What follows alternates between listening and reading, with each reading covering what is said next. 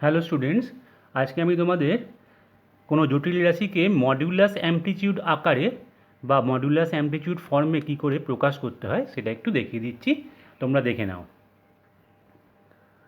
দেখো, 1 নম্বর অঙ্কটা বলেছে √3 + i, এই জটিল রাশিটাকে মডুলাস অ্যামপ্লিটিউড ফর্মে আমাকে প্রকাশ করতে হবে।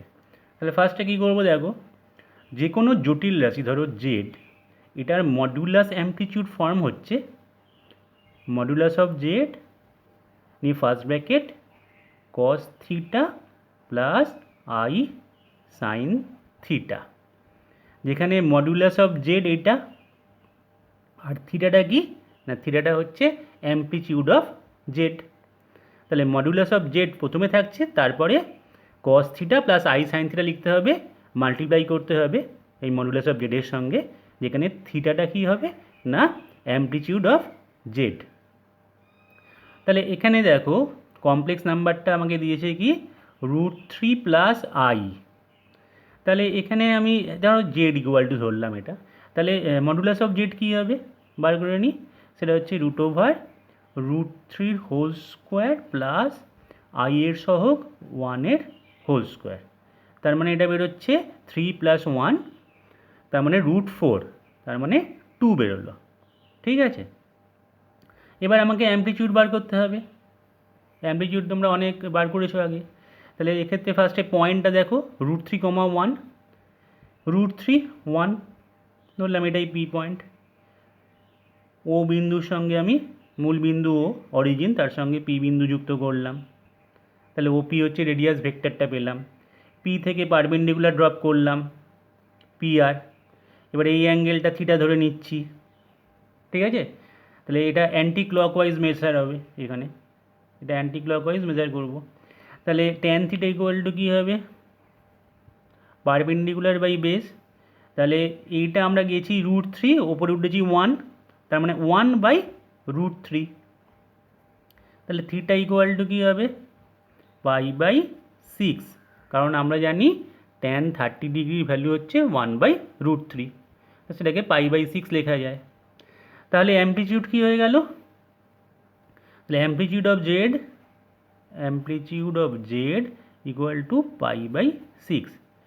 তাহলে মডুলাস পেয়ে গেছি, মডুলাস অফ জেড হচ্ছে 2 আর অ্যামপ্লিটিউড জেড হচ্ছে π/6। তাহলে আমি এই জেড ইকুয়াল টু √3 + i, এই জটিল রাশিটাকে আমরা মডুলাস অ্যামপ্লিটিউড আকারে লিখছি, দেখো। তাহলে অতএব জেড ইকুয়াল টু, মডুলাস জেডের জায়গায় 2 বসালাম, ব্র্যাকেট cos থিটার জায়গায় কী আছে π/6 plus i into sine π/6। This is the modulus amplitude form of Z. ঠিক আছে, তাহলে 2 নম্বর অঙ্কটা দেখা যাক। এখানে জেড বলা আছে 5 - 5i। তাহলে মডুলাস জেড কী হবে, √5² প্লাস -5 তার হোল স্কোয়ার। তাহলে কত হচ্ছে, √50 হচ্ছে, এটা 25, এটাও 25। ঠিক আছে, তাহলে 5√2, ক্লিয়ার, √50 মানে 5√2। তাহলে এবার মডুলাস জেড পেয়ে গেলাম, এবার অ্যামপ্লিটিউড অফ 5 - 5i দেখা যাক। এটা পয়েন্ট হিসেবে যদি আমি রিপ্রেজেন্ট করি, তাহলে 5, -5 হয়। তাহলে 5 প্রথমে 1 2 3 4 5, আর -5 হচ্ছে 1 2 3 4 5 এরম জায়গায়। অরিজিনের সঙ্গে আমি এটা যুক্ত করে দিলাম পি পয়েন্টটা। তো এটাও 5 আর এটাও -5, কিন্তু ডিস্টেন্সটা হচ্ছে 5। ঠিক আছে, তাহলে এখানে এই অ্যাঙ্গেলটা মেজার করব আমরা কিন্তু ক্লকওয়াইজ, যেহেতু 4th কোয়াড্রেন্টে আছে। তাহলে ট্যান থিটা ইকুয়াল টু কী হবে, এটা কিন্তু 90 ডিগ্রি, হ্যাঁ। তাহলে ট্যান থিটা ইকুয়াল টু কী হবে, 5/5, লম্ব বাই ভূমি, পারপেন্ডিকুলার বাই বেস। তাহলে 5/5 মানে 1। তাহলে থিটার ভ্যালুটা বোঝাই যাচ্ছে, এটা 45 ডিগ্রি হবে, মানে π/4। তাহলে অ্যামপ্লিটিউড কী হবে, একটা মাইনাস দিতে হবে, কারণ যেহেতু এটা 4th কোয়াড্রেন্টে আছে। 3rd কোয়াড্রেন্ট আর 4th কোয়াড্রেন্টে থাকলে মাইনাস দিতে হয়। তাহলে এখানে অ্যামপ্লিটিউড অফ জেড হবে -π/4। এবার আমাদের মডুলাস অ্যামপ্লিটিউড ফর্মে আমি ফাইভ মাইনাস ফাইভ আইকে লিখছি। দেখো মডুলাস জেড হচ্ছে 5√2, এখানে লিখলাম 5√2, তো ব্র্যাকেট কস থিটা, থিটার জায়গায় -π/4, -π/4 লিখলাম, প্লাস আই সাইন, আবার এখানে -π/4। এটা তোমরা এইভাবে লিখে দিতে পারো। আর কেউ যদি মনে করো যে এখানে পরের লাইনে cos π/4 এটাকে দেখাতে হবে, তারপরের লাইনে cos π/4 লিখে দিলাম, কারণ cos অফ মাইনাস থিটা মানে cos থিটা, এটাকে বাইরে মাইনাস আনতে পারো। তো আমি বলবো এরকম রেখে দেওয়া, কোনো অসুবিধা নেই, ঠিক আছে। মডিউলাস অ্যামপ্লিটিউড দেখা যাচ্ছে, সেই ফর্মটাকে আমি সাজিয়ে দিলাম। এটা আমাদের 2 নম্বর অঙ্কটা। এবার দিয়েছে 4i, ও পাতায় দেখাচ্ছি। এবার জটিল রাশিটা আছে 4i, তাহলে 4i মানে হচ্ছে 0 প্লাস i ইন্টু 4, তাহলে পয়েন্টটা কত হবে 0,4, পয়েন্টটা তার মানে 1 2 3 4, এখানে 0,4, পি ও আর পি যুক্ত করলাম, তাহলে এটা রেডিয়াস ভেক্টর। আগে আমি ভিডিওতে বলেওছি যে যদি positive direction of Y axis, positive direction of X axis, negative direction of Y axis, negative direction of X axis, এর উপর কোনো কমপ্লেক্স নাম্বার পড়ে, তাহলে তাদের আর্গুমেন্টগুলো কেমন হবে। তাহলে এখানে আমরা দেখতেই পাচ্ছি যে অ্যামপ্লিটিউড বা আর্গুমেন্টটা কত হবে, অ্যামপ্লিটিউডটা হবে amplitude Z equal to π/2, 90 degree, কারণ পজিটিভ ডিরেকশন অফ এক্স অ্যাক্সিসের সঙ্গে ওপি ভেক্টরটা 90 ডিগ্রি অ্যাঙ্গেল করে আছে অ্যান্টি ক্লকওয়াইজ ডিরেকশানে, ঠিক আছে, এটা এইভাবে আছে, তাহলে ওই জন্য প্লাস π/2 হয়েছে। এবার মডুলাসটা বার করে নাও, মডুলাস অফ জেড কী হবে, ভীষণ সোজা, √0² প্লাস 4², তাহলে মড জেড ইকুয়াল টু হবে 4, কারণ √16 মানে 4। তাহলে এবার আমি জেড ইকুয়াল টু 4iটাকে লিখছি, জেড ইকুয়াল টু 4i, সেটাকে আমি মডুলাস অ্যামপ্লিটিউড ফর্মে লিখছি। মডুলাস হচ্ছে 4 আর অ্যামপ্লিটিউড হচ্ছে π/2, তাহলে 4 into cos π/2 plus i sine π/2, ঠিক আছে, এটা হচ্ছে আমাদের মডুলাস অ্যামপ্লিটিউড বা মডুলাস আর্গুমেন্ট ফর্ম, ঠিক আছে, এটা হলো 4i। 3 নম্বর অঙ্কটা কি আছে একটু দেখা যাক। 3 নম্বর অঙ্কটা বলেছে -3 + 3i, লিখে নিচ্ছি এখানে, জেড ইকুয়াল টু দেওয়া আছে -3 + 3i ইন্টু 1 - i, ঠিক আছে, -3 + 3i ইন্টু 1 - i। তাহলে ফার্স্টে আমরা একটা কাজ করছি, দেখো এখানে দুটো কমপ্লেক্স নাম্বারের গুণফল, আগেও দেখিয়েছি মডুলাস বার করার সময়, যে মড জেড যদি বার করতে চাই, তাহলে এটা Z1 আর এটা যদি Z2 হয়, তাহলে আমরা আলাদা আলাদাভাবে মডুলাস বার করতে পারি। তার মানে হচ্ছে -3 + 3i এর মডুলাস ইন্টু 1 - i এই জটিল রাশিটার মডুলাস। তাহলে এটা কী হবে, রুটের মধ্যে -3² প্লাস 3² ইন্টু রুটের ভেতর 1² প্লাস -1², তাহলে এটা হয়ে গেল 9 + 9 18, √18 ইন্টু এটা হবে √2। তাহলে যেহেতু দুটোই পজিটিভ, তাহলে আমরা এই দুটোকে একটা রুটে নিয়ে নিতে পারি, কারণ 18 দুগুণে এটা 36 হচ্ছে, আমাদের সুবিধা হবে, এটা আমরা 6 লিখতে পারবো, ঠিক আছে। তাহলে মডুলাস অফ জেড হয়ে গেল 6। এবার অ্যামপ্লিটিউড বার করার সময় বলেছিলাম যে অ্যামপ্লিটিউড অফ, ধরো এটা Z1 এটা Z2, এটা ধরো Z1 এটা ধরো Z2, তাহলে অ্যামপ্লিটিউড অফ Z1 Z2 এরকম থাকা মানে লেখা যায় amplitude Z1 plus amplitude Z2, অর্থাৎ দুটো জটিল রাশির আলাদা আলাদা অ্যামপ্লিটিউড বার করে তাদেরকে আমরা যোগ করে দেবো, ঠিক আছে। তাহলে এবার -3 + 3i দেখা যাক অ্যামপ্লিটিউডটা কত হবে।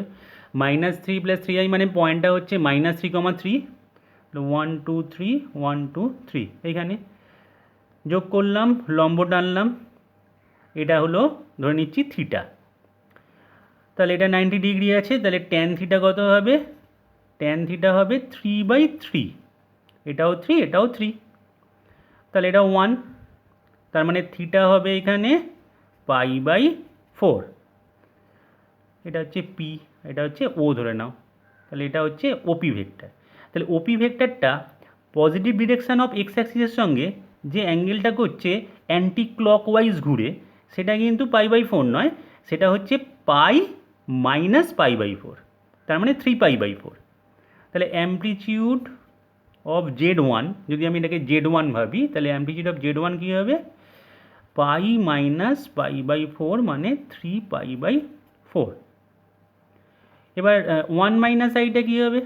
1 - i মানে, আচ্ছা 1 - iটা এখানে দেখাচ্ছি, দেখে নাও। ধরো 1 - i, তাহলে এটা পয়েন্ট কী হবে? 1, -1, তাহলে 1 - 1, ফোর্থ কোয়াড্রেন্ট। তাহলে এই অ্যাঙ্গেলটা যদি হয় থিটা, তাহলে ট্যান থিটা = 1/1 হবে, 1/1, তার মানে 1, তার মানে থিটা = π/4। কিন্তু যেহেতু ফোর্থ কোয়াড্রেন্টে, তাহলে মেজারটা হবে ক্লকওয়াইজ, ঘড়ির কাঁটার দিকে, তাহলে সঙ্গে সঙ্গে এখানে একটা বাইরে মাইনাস চলে আসবে অ্যামপ্লিটিউডে। তাহলে Z2 এই কমপ্লেক্স নাম্বারটার অ্যামপ্লিটিউড হলো -π/4। ক্লিয়ার?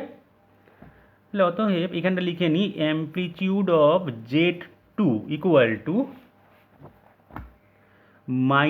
-π/4। তাহলে এবার ফর্মুলাটা আমরা লিখতে পারি যে, এই যে ফর্মুলা লিখেছিলাম, amplitude Z1 Z2 = amplitude Z1 + amplitude Z2। তাহলে এখানে অ্যামপ্লিটিউড অফ জেড, এখানে যে আমরা যেটাকে জেড ভেবেছি, এই যে জেড, সেটা কী হবে না অ্যামপ্লিটিউড Z1 + অ্যামপ্লিটিউড Z2। তাহলে অ্যামপ্লিটিউড Z1টা হচ্ছে 3π/4 প্লাস অ্যামপ্লিটিউড Z2 হচ্ছে -π/4, তাহলে -π/4। তো ব্র্যাকেটটা যদি খুলে দিই, তাহলে এটা 3π/4 -π/4 হচ্ছে, তার মানে 2π/4 মানে π/2। ক্লিয়ার? তাহলে অ্যামপ্লিটিউডটা হলো π/2। তাহলে এই যে জটিল রাশিটা Z = -3 + 3i × 1 - i, এটাকে আমরা লিখব মডুলাস অ্যামপ্লিটিউড ফর্মে। কীভাবে লিখব দেখো, এখানে আমি দেখিয়ে দিচ্ছি। মডুলাস কত বেরিয়েছিল? 6। তাহলে Z = 6, মডুলাস লেখা হয়ে গেল, ব্র্যাকেট কস, এখানে বসবে আর্গুমেন্টটা, ঠিক আছে, বা অ্যামপ্লিটিউডটা। তাহলে সেখানে কি বসাবো? অ্যামপ্লিটিউড বেরিয়েছে π/2, তাহলে এখানে π/2 প্লাস i সাইন, আবার এখানে π/2, ঠিক আছে। এইভাবে আমরা রেখে দেবো, যে বোঝানো হচ্ছে যে মডুলাস অফ জেড হচ্ছে 6 আর অ্যামপ্লিটিউড অফ জেড হচ্ছে π/2, ঠিক আছে। আর একটা বাকি আছে,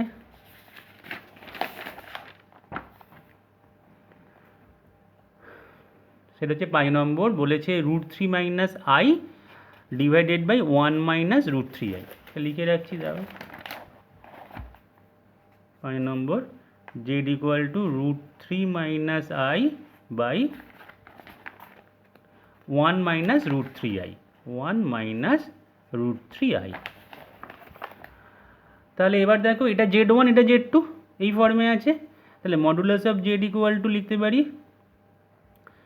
√3 - i তার মডুলাস / 1 - √3i তার মডুলাস। আমরা আগে মডুলাস বার করার সময় এটা দেখেছি ভিডিওতে।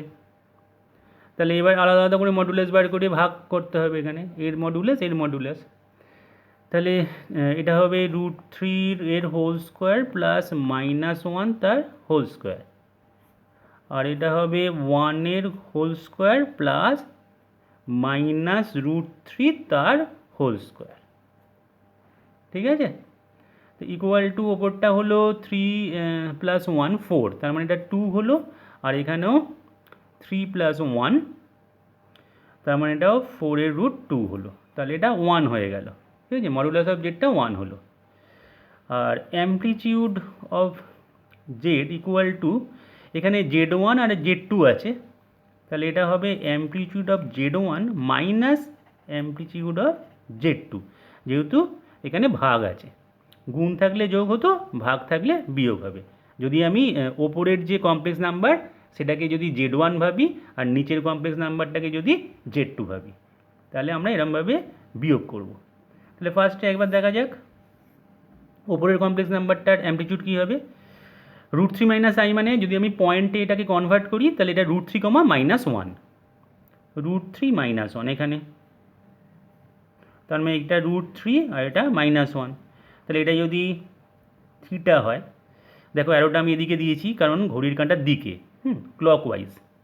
তাহলে এখানে ফার্স্টে আমি ট্যান থিটা বার করব, ট্যান থিটা হবে 1/√3, তাহলে থিটা হবে π/6।